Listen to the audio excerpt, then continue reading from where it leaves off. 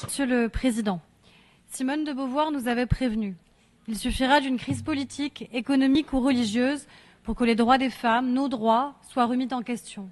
Votre vie durant, vous devrez demeurer vigilante. Et nous y sommes. Ce moment, c'est aujourd'hui. Partout dans le monde, la liberté des femmes est contestée, fragilisée, éliminée. Et pourtant, la liberté des femmes ne devrait jamais être une variable d'ajustement. Elle est la condition première de toute société juste, de toute humanité. La France, fidèle à son histoire, à ses valeurs, le réaffirme ici devant vous. Nous défendrons sans relâche la liberté des femmes. La liberté des femmes, c'est d'abord celle de disposer de leur corps, un principe qui ne devrait souffrir d'aucune remise en question et qui pourtant demeure un combat. Alors que nous célébrons en France le premier anniversaire de l'inscription dans notre Constitution de la liberté des femmes de recourir à l'avortement, nous savons que ces victoires sont précaires, que chaque avancée est un rempart fragile contre tous les retours en arrière, et nous savons que cette liberté conditionne toutes les autres.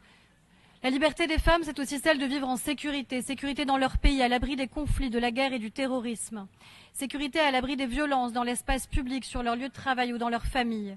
Et aujourd'hui encore, des millions de femmes vivent sous la menace, l'intimidation ou la peur. La liberté des femmes, c'est celle de pouvoir apprendre, d'aller à l'école, d'accéder au savoir, d'étudier, de créer, d'inventer. C'est celle d'ouvrir les horizons, de participer pleinement à la construction du monde. Nulle société ne peut prétendre à la prospérité ou à la justice si elle assigne la moitié de l'humanité à des destins qu'elle n'a pas choisis. La liberté des femmes, c'est tout simplement celle de vivre, d'avoir le droit d'exister sans justification, sans autorisation, sans caution, d'avoir la garantie de leur dignité et de tous leurs droits. Pourquoi les hommes ont-ils si peur de nous, si peur de nos filles, pour que nous soyons instruites, émancipées, libres de décider par nous-mêmes et pour nous-mêmes? Nous devons aujourd'hui franchir une nouvelle étape. Faisons entrer la diplomatie féministe dans une nouvelle ère, l'ère de la liberté.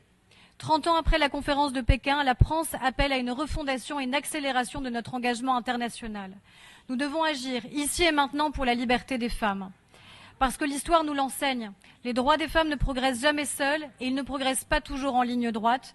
Ils avancent quand nous les défendons, ils tiennent quand nous refusons de plier. Le monde aujourd'hui nous regarde. Nous devons être à la hauteur de celles qui se battent, elles, chaque jour, pour leur liberté. À la hauteur des femmes ukrainiennes qui résistent avec courage à l'ombre de la guerre imposée par la Russie.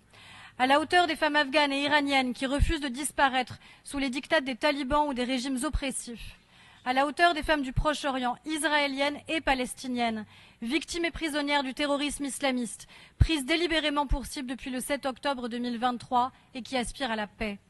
À la hauteur des femmes du Soudan, victimes de bourreaux qui s'attaquent aujourd'hui à l'innocence absolue, à la fragilité la plus pure, à nos enfants. À la hauteur de toutes celles qui, à travers le monde, d'Haïti, de la République démocratique du Congo, de l'Irak et de la Syrie, refusent la soumission, l'effacement et le silence. Il n'y aura jamais de paix durable sans la liberté des femmes. Il n'y aura jamais de progrès véritable sans la liberté des femmes. Le moment est venu de réaffirmer ensemble que rien n'est plus fondamental que notre liberté. Alors oui, il nous faut demeurer vigilants, et demeurer vigilants toute notre vie durant. Mais ici, aujourd'hui et ensemble, nous devons avoir cette certitude. Nous devons être du côté de la liberté des femmes, et ensemble, nous ne reculerons pas. Je vous remercie.